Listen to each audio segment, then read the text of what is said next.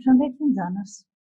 Unë jam Shepsia Ajdari, mësuese e klasës 5, pra shkollës 7 Marsi, fshati Çollopet, komune e Vërvenicës, tetor. Sot në rëndën e matematikës, në temë numra dhe zgjidhja e problemeve, do të njihemi me njësinë mësimore, shkatësi gjatë njësimit të shprehjeve. Nëse do njihen nxënësit. Nxënësi do të njihet me llojet e grupimit të numrave, zbërthimi i shumësuesit dhe të shkruarit e numrit si shumëfisht të numrit 10, duke shtuar ose zbritur një numër një shifror, me qëllim të njësimit më të lehtë. Si të llogaritim më lehtë? Pra, mënyrat për llogaritjen e shprehjeve numerike më lehtë, pra mënyra për llogaritjen e operacioneve të numrave. Njëra ndër mënyrat është grupimi i numrave dhe operacioneve me qëllim të fitimit të shumëfishave të numrit 10. Edhe grupimi i mbledhësve, grupimi i shumësuesve. Mënyra tjetër, të shkruaret e njëri shumësues si prodhim i dy shumësuesve. Mënyra e tretë, të shkruaret e një numri si shumëfish i numrit 10, duke i shtuar ose zbritur në numër një shifror. Shkojmë me mënyrën e parë, edhe atë me grupimin e mbledhësve.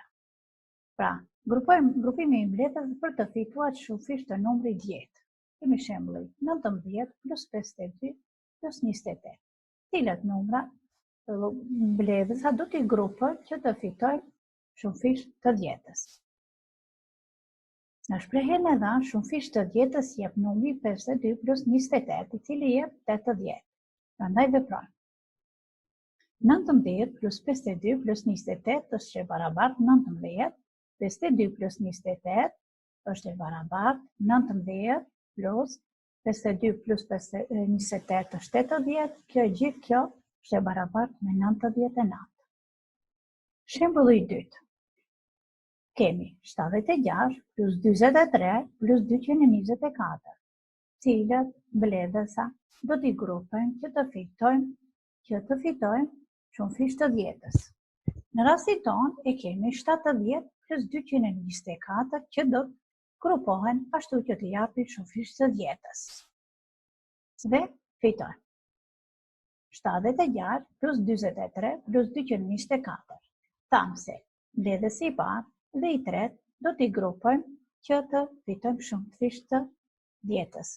76 plus në klapa 224 plus 43 është e barabartë 76, nga më lartë kemi plus 224, na jep 300. Dhe fitojmë 300 plus 43 barazi 323. Rezultatin e kemi 323. Fillojmë me mënyrën e dytë nga mënyra e parë për njësimin më lehtë. Tash kemi grupimin e shumësuesve. Tash do të grupojmë shumësuesit për të fituar shumëfish të 10-s. Cilët kemi shembullin, me shembull më mirë do ta kuptojmë. Kemi shembull 6 herë 14 herë 5. Cilët shumësues tash do t'i grupojmë që të fitojmë shumëfish të 10-s.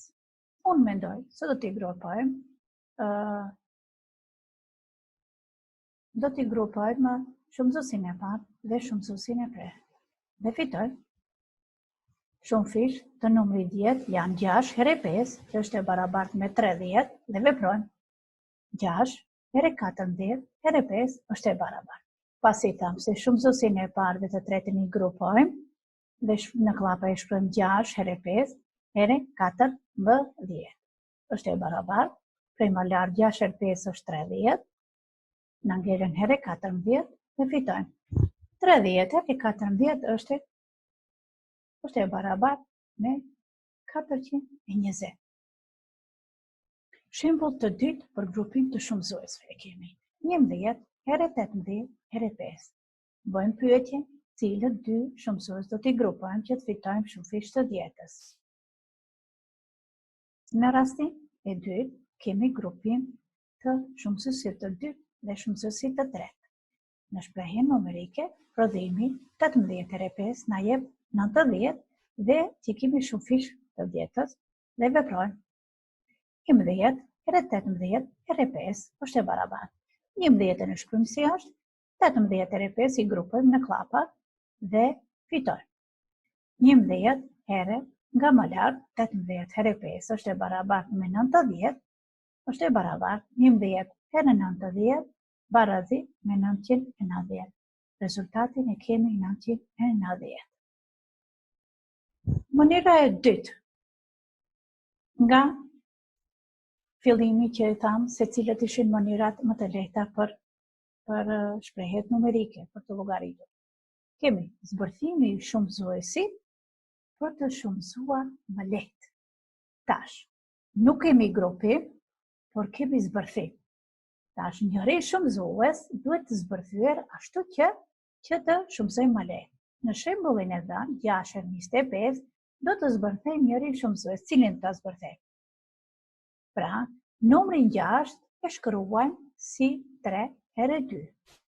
Dhe pastaj kemi,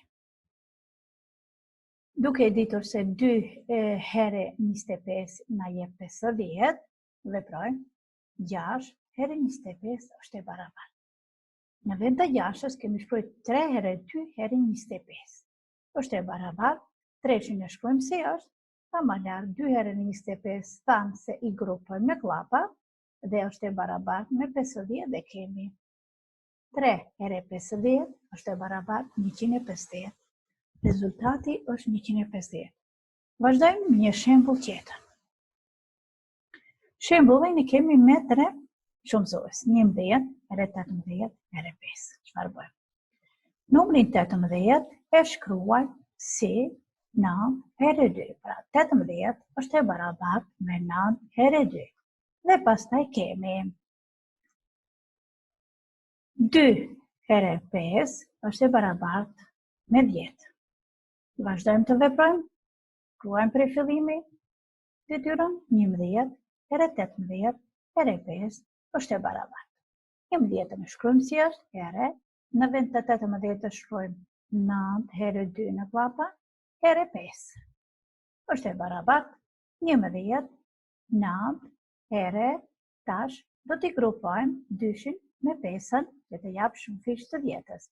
2 herë 5 është e barabartë 11 herë 9, 2 herë 5 nga më lart e dim se është e barabartë me 10 dhe fitojmë. 9 herë 11 herë 9 është e barabartë me 99 herë 10, pra fitojmë 990. Rezultati e kemi 990. Shkojmë në mënyrën e tretë për të llogaritur më letër. Në këtë mënyrë, numri shkruhet si shumëfish i 10-s plus minus një numër një shifror. E tash, me anë të shembullit ne më mirë do ta kuptojmë. Kemi shembullin 6 herë 25 përsëri e marrim.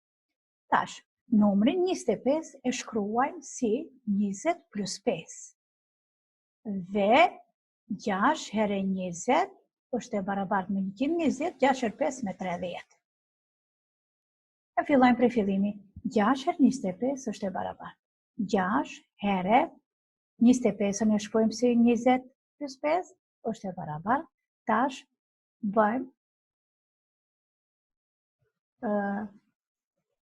pra 6 do të shumëzoje një herë 20, pastaj do të shumëzoje 5 ligji shpërndarjes.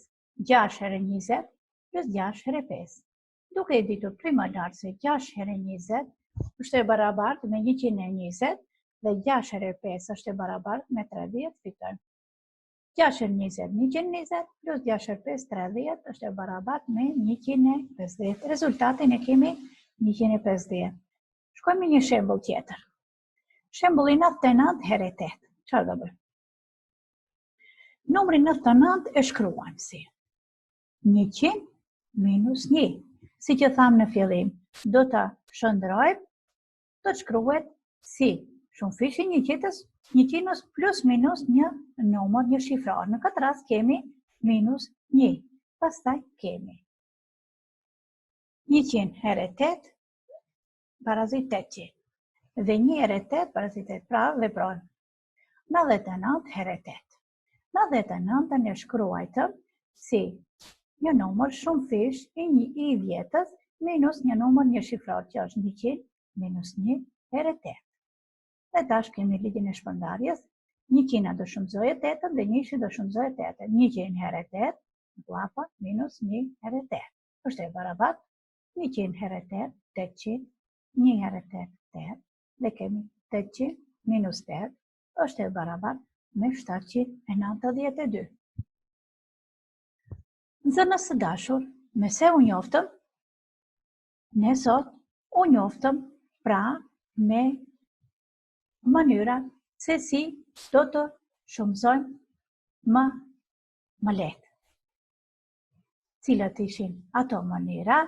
Mënyrat ishin grupimi i numrave dhe operacione me qëllim të shumëfishave të dhjetës, dhe atë grupimi mjesave, grupimi shumëzuesve, të shkruarit e njërit shumëzues si prodhim i dy shumëzuesve dhe të shkruarit e një numri si shumëfish i numri 10 duke i shtuar ose zbritur një numër një shifror.